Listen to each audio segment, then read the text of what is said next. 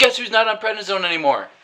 This guy, no more prednisone. I was on 60 milligrams at the highest, and now I'm on 0 milligrams. My body is just going to naturally make all the cortisol I need, which is around 5 milligrams a day for the average human adult. So, fun fact for you. So, that's not even the best news. The best news is the other day when I was talking to the nurse practitioner that I always see when I was getting my evaluation, and she asked me, what do you think has been the most helpful in your recovery? And I said IVIG. I don't think I'd be where I am today without IVIG. And then I asked her, do you think that my prognosis was good because I was young? Because I got diagnosed and everything when I was young. And she said, I think that could definitely play a factor in it. But I think the main factor that you got so much better was because of you, because of yourself. And she went on to say, I always, whenever I go in and I see you in the infusion, I see you eating like 10 bananas. I see you reading a book about nutrition. I see you talking to the other patients about why they should stop eating animal products and why they should start eating more fruit. And I was always telling her all the physical therapy I've been doing, that I've been running a couple of miles, almost 10 miles a week. I've been lifting a lot more. She just said, you're doing all the right things, and I want you to keep doing them. And she said, and probably the biggest reason you've done so well is because you've been so positive. And she told me about how she's seen ALS patients she's seen the positive ones who they'll kind of decline like this, and it'll be a lot slower than the negative ones who'll just decline like this. She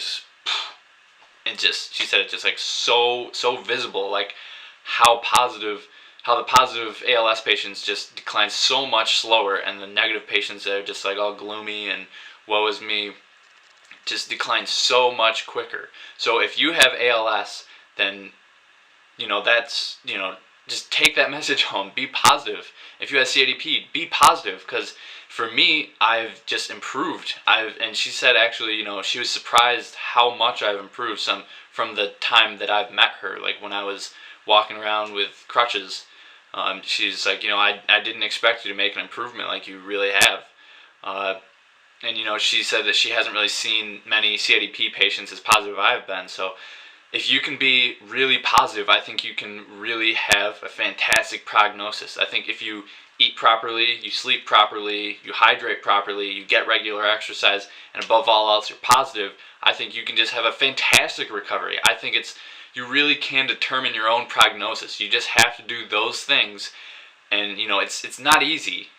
It's not easy to be positive when you're getting treatment and you're still deteriorating. I know. I mean, I had IVIG the first 6 weeks. I was just getting worse and worse and worse, and I was just getting treatment. I felt like I was doing everything that I could, and I was still getting worse.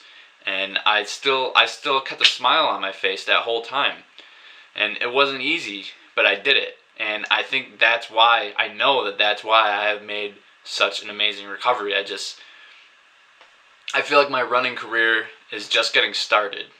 It's going to take a bit before I can be competitive again, but I will be competitive again.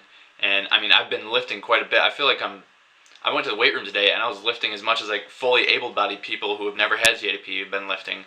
I looked at the guy next to me and he was benching with 35-pound dumbbells, and he wasn't a small guy, and I was benching with 35-pound dumbbells too. And I was doing it as a vegan, so where do I get my protein? I get enough protein. Anyway,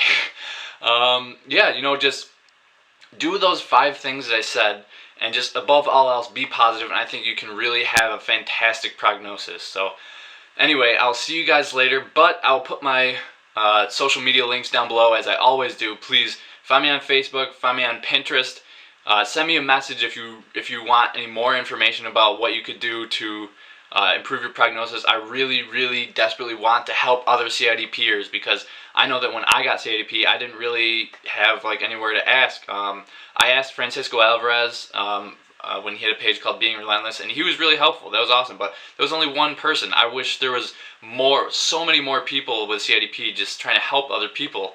With a YouTube page, with a Facebook channel. That's backwards. Facebook page and a YouTube channel. I want an army of CIDPers just making videos and having Facebook pages so everyone has a different story. I want to hear everyone's story, and I'm sure everyone else does too. So anyway, with that said, I really hope this video was helpful. I hope you can really determine your own prognosis, and I will see you later.